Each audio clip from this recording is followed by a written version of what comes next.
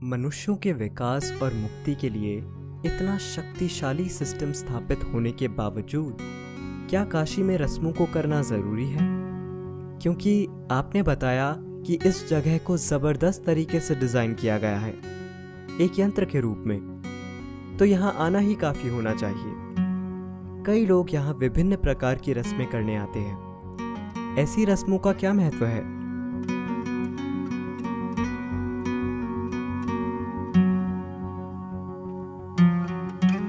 काशी रस्मों से भरी हुई है। यह अनुष्ठानों का केंद्र रहा है।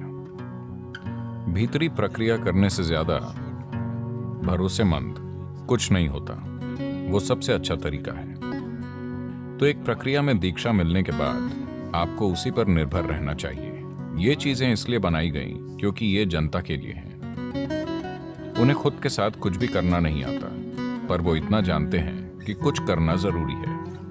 तो इसीलिए एक ऐसा यंत्र और यंत्र के साथ जुड़ी जटिल रस्में करना बहुत उपयोगी है, क्योंकि इससे कई लोगों की एक साथ मदद होती है।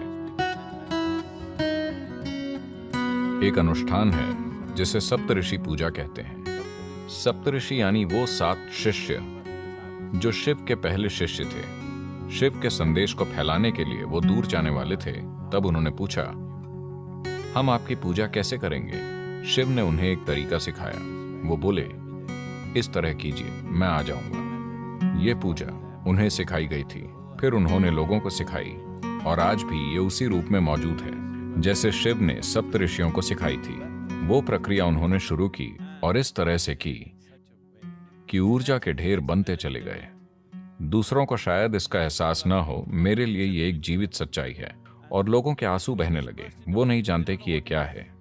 जो इसे कर रहे हैं वो नहीं जानते कि ये कैसे होता है, पर वो सिखाई गई प्रक्रिया के हिसाब से पूजा करके इसे एक सच्चाई बना रहे हैं। देखिए, इस नाव को चलाने वाला व्यक्ति इंजन बनाना नहीं जानता, उसे बस उपयोग करना आता है, जो काफी है। तो उन्होंने बस वैसे पूजा करना सीखा जैसे सप्तऋषि करते थे। 7 लोगों ने बैठकर पूजा की, जो कि जबरदस्त थी। मैंने किसी भी मंदिर में इतनी ऊर्जा कभी नहीं देखी। मैंने कई मंदिर देखे हैं।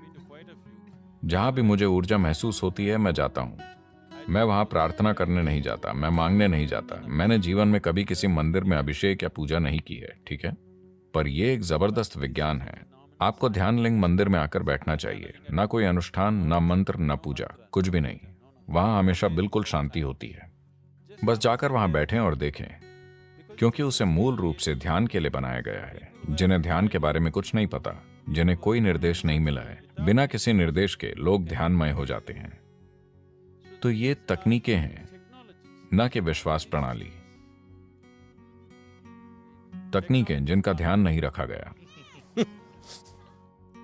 मेरा आखिरी प्रश्न, जब कोई काशी में आता है तो किस चीज का अनुभव उन्हें यहां जरूर करना चाहिए? सबसे पहले थोड़ी तैयारी करके आइए। मैं कहूंगा कि अगर आप काशी जाने वाले हैं तो कम से कम 3 महीने किसी ध्यान प्रक्रिया में दीक्षा लीजिए। कुछ समय ध्यान कीजिए, थोड़े ज्यादा संवेदनशील और शांत बनिए। अपनी सारी मान्यताएं घर पर छोड़कर आइए। अपनी सारी मान्यताएं घर पर छोड़कर आइए। धन्यवाद, धन्यवाद सद्गुरु। ये दुनिया की सबसे जटिल और रिफाइंड मशीन है। ये काशी है।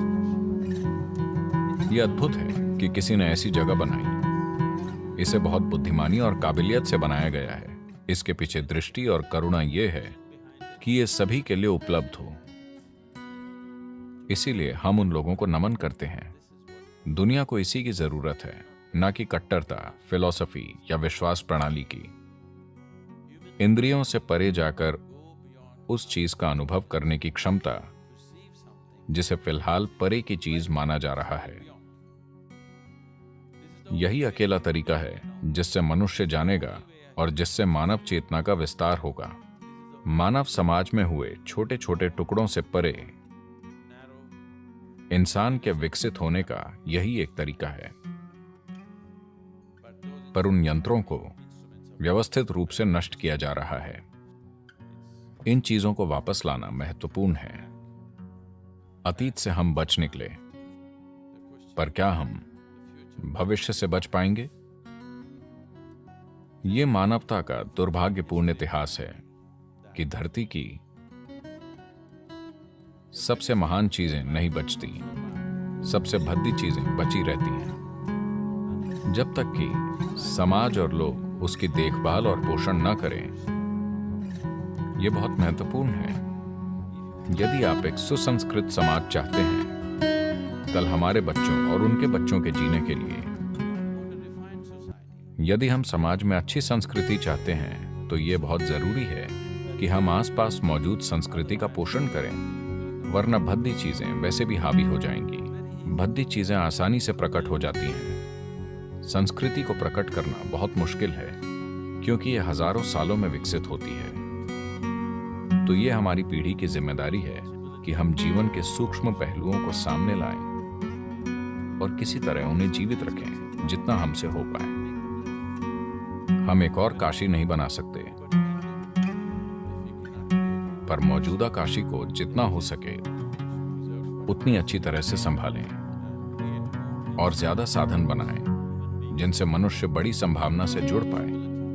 हमें पढ़ने के लिए और किताबों की जरूरत नहीं है, हमें और अधिक व्यावहारिक साधन और तरीके चाहिए जिनसे इंसान खुद के बारे में अपनी समझ का विस्तार कर सके।